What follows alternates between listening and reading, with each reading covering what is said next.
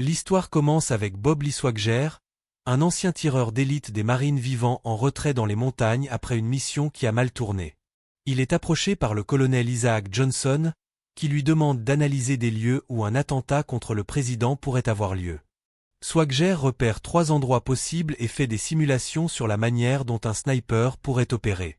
Le jour de l'événement, alors que le président prononce un discours à Philadelphie, un tir est effectué, mais au lieu d'atteindre le président, il tue l'archevêque éthiopien à ses côtés.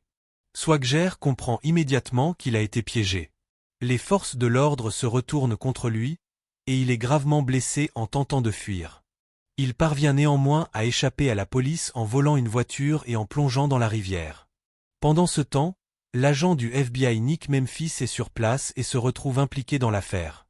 Swagger, en fuite et grièvement blessé, parvient à voler un véhicule et se cache dans un garage abandonné pour stopper l'hémorragie.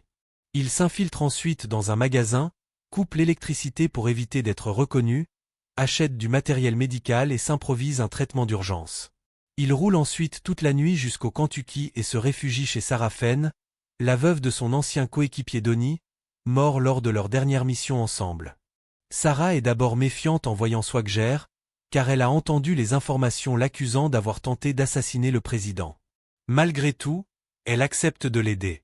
Elle achète les fournitures demandées par Swagger, qui l'instruit rapidement sur la manière de soigner ses blessures avant de s'évanouir sous l'effet de la douleur et des anesthésiants. Pendant ce temps, Memphis poursuit son enquête et remarque des incohérences. Swagger, en tant que sniper d'élite, n'aurait jamais manqué sa cible dans de telles conditions. De plus, le rapport balistique a été bouclé en seulement 10 minutes, ce qui est suspect. Il trouve aussi étrange que l'agent Timon, qui aurait vu Swagger tirer, ait été tué quelques heures après l'attentat, ce qui ressemble à une tentative d'éliminer un témoin gênant. Memphis explore les lieux où Swagger était supposé être et remarque des indices qui renforcent ses soupçons. Il se rend sur un forum d'experts en armes à feu et découvre le modèle exact du fusil utilisé dans l'assassinat, ce qui l'aide à mieux comprendre la situation. Cependant, il commence à remarquer qu'il est surveillé. De son côté, Swagger se remet lentement et confie à Sarah qu'il compte traquer ceux qui l'ont piégé. Il apprend également que les médias le présentent comme un homme ayant tué son propre chien et tenté d'assassiner le président. En colère, il se rappelle aussi de la mort de Donnie et se reproche de ne pas avoir pu le sauver. Sarah le gifle, lui rappelant que Donnie savait parfaitement dans quoi il s'engageait. La première partie se termine alors que Swagger, blessé mais déterminé, prépare sa contre-attaque contre ceux qui l'ont piégé. Après avoir repris des forces, Swagger décide de passer à l'action et commence par retrouver Nick Memphis. Pour cela, Sarah, déguisée, rencontre Memphis dans un lieu public et lui remet des photos prouvant que le colonel Johnson était en contact avec Swagger avant l'attentat. Swagger, posté à distance, surveille la rencontre, mais attire l'attention de la police. 2 agents s'approchent de lui avec un chien d'attaque. Pour s'échapper, Swagger jette du café au visage d'un des policiers, fait en sorte que le chien attaque son maître, puis neutralise les agents avant de s'éloigner discrètement. Pendant ce temps, Memphis s'infiltre dans une zone restreinte du FBI pour rechercher des informations sur la plaque d'immatriculation de Johnson.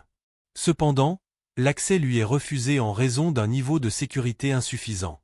Son collègue l'avertit qu'il risque d'être renvoyé s'il continue ses recherches, mais commence lui aussi à douter de la version officielle. Il lui souffle même un moyen d'obtenir un accès supérieur.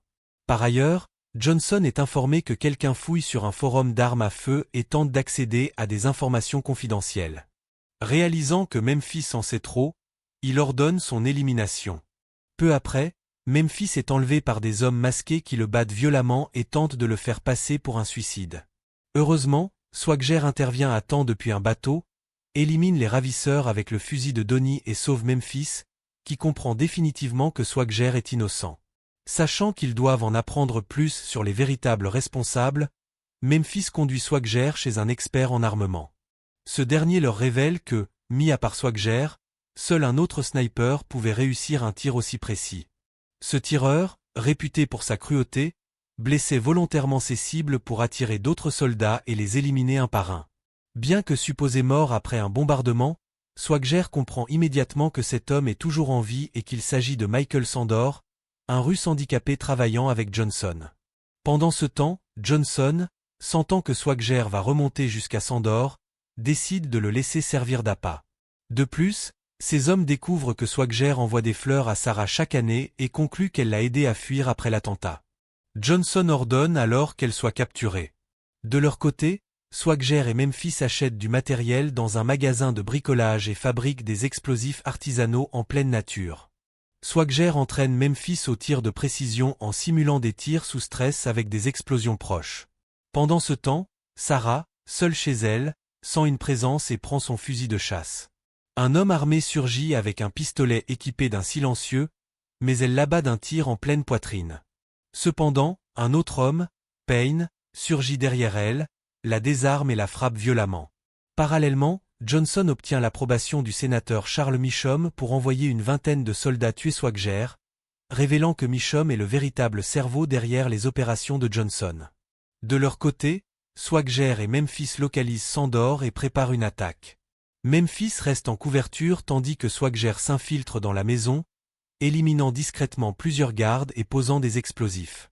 Sandor, désormais seul, avoue que le président n'était jamais en danger et que la cible réelle était l'archevêque éthiopien.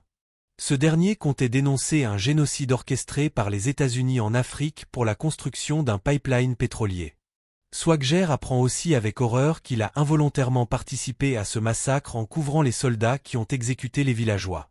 Avant que Swagger n'obtienne plus de détails sur Johnson, Sandor se suicide en se tirant une balle dans la tête. À ce moment-là, des soldats encerclent la cabane. Memphis déclenche les explosifs et une fusillade éclate. Swagger élimine plusieurs ennemis avant de rejoindre Memphis. Un hélicoptère d'attaque arrive, mais ils le détruisent en utilisant des bombes au napalm. Finalement, Memphis appelle le FBI et annonce qu'il a capturé Swagger, laissant volontairement le temps aux autorités de tracer son appel. Swagger, de son côté, contacte Johnson et lui propose une rencontre. Johnson accepte, mais exige de voir Swagger arriver de loin. Swagger, en retour, exige la présence du sénateur Meacham. Ainsi, la deuxième partie se termine sur cette confrontation imminente, avec Swagger et Memphis désormais unis pour faire éclater la vérité. La rencontre a lieu dans une montagne enneigée, où Johnson et Meacham arrivent avec Sarah en otage. Swagger apparaît au loin et se fait tirer dessus par un sniper caché, mais c'était un leurre. En réalité, il était embusqué et élimine les tireurs ennemis un par un. Swagger neutralise Payne en lui tirant sur le pouce, puis sur le bras. Sarah, profitant de la confusion, abat Payne en représailles. Meacham tente de recruter Swagger, mais il refuse. Swagger brûle alors l'enregistrement de Sandor, sachant que le remettre aux autorités signerait leur arrêt de mort. Plus tard, Swagger est amené devant le ministre de la Justice, qui conclut à son innocence en prouvant que son arme n'a pas été utilisée dans la fusillade. Cependant, Johnson ne peut pas être poursuivi pour ses crimes à l'étranger et repart libre, affirmant avoir encore gagné. Johnson et Meacham célèbrent leur impunité dans une cabane isolée, mais Swagger les retrouve. Il élimine méthodiquement leurs hommes avant d'abattre Johnson et Doblé. Meacham tente de plaider son immunité de sénateur, mais Swagger l'exécute sans hésitation. Il met en scène un faux suicide de Johnson, déclenche une explosion et s'éclipse. Le film se termine avec Swagger et Sarah quittant la ville ensemble, roulant vers un avenir incertain.